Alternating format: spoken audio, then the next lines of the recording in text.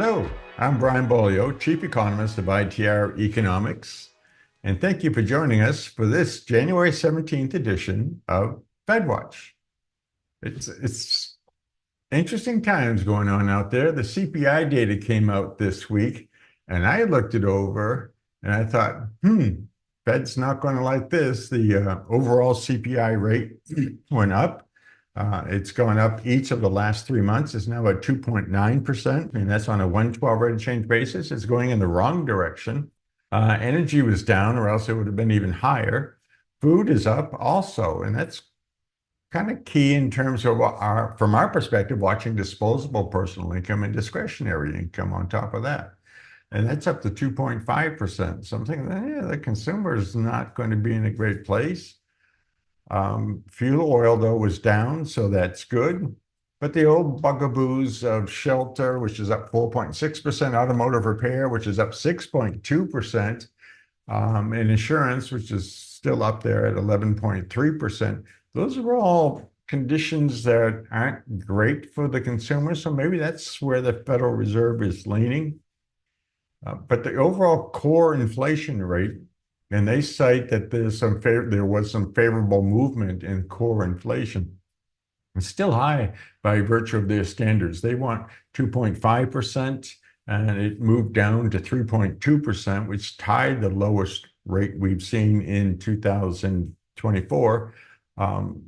We saw that in July and August, but there was no great shakes. But they're still talking about, we'll probably put through a rate decline. More power to all of you who want to see a rate decline. I still remain skeptical. The producer price index came out also for December, and that shows escalating inflation. The 112 is up to 2.8%. It's now in phase B, so it is rising solidly for the last 3 months. And the 12-12 rate of change is at 1.2%, so it is also rising in phase B.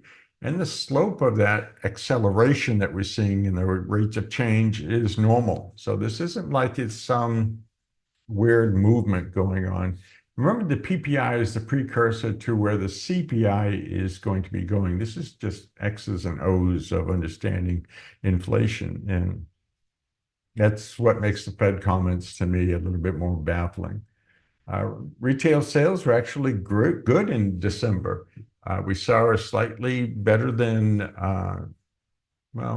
slightly below average seasonal rise through December, but it was better than last year. The raw data was good. It's enough to put the 12-12 rate of change in phase B at 3.0%, which is a normal rate of growth in retail sales.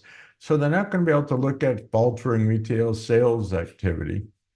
They can point to housing starts, though, particularly single-family housing starts had a rough December, coming in 1.4% below year-ago levels. For the fourth quarter, we were down 4.8%.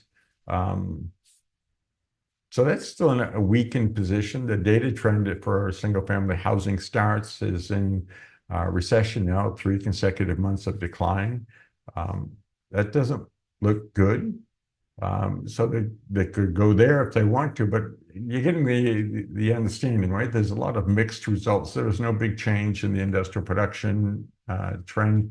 It's still marginally negative at minus 0.3%. So with all that going on, the Fed says that it's still amenable to possible rate declines. We'll have to wait and see. Keep in mind that what the Fed does is one thing, what the marketplace does is another. The 10-year bond yield continued to go up. It was up 11 basis points from 2 weeks ago. It's at 4.61%. So the marketplace isn't buying into this cooling of inflation scenario.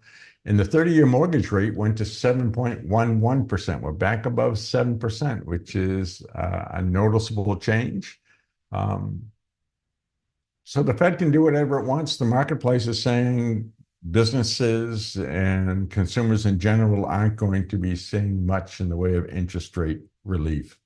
Remember, the bond market is much more prescient than is the Federal Reserve. So we call this Fed Watch, but just want you to know that interest rates in general aren't going to give you all sorts of favorable movement in 2025.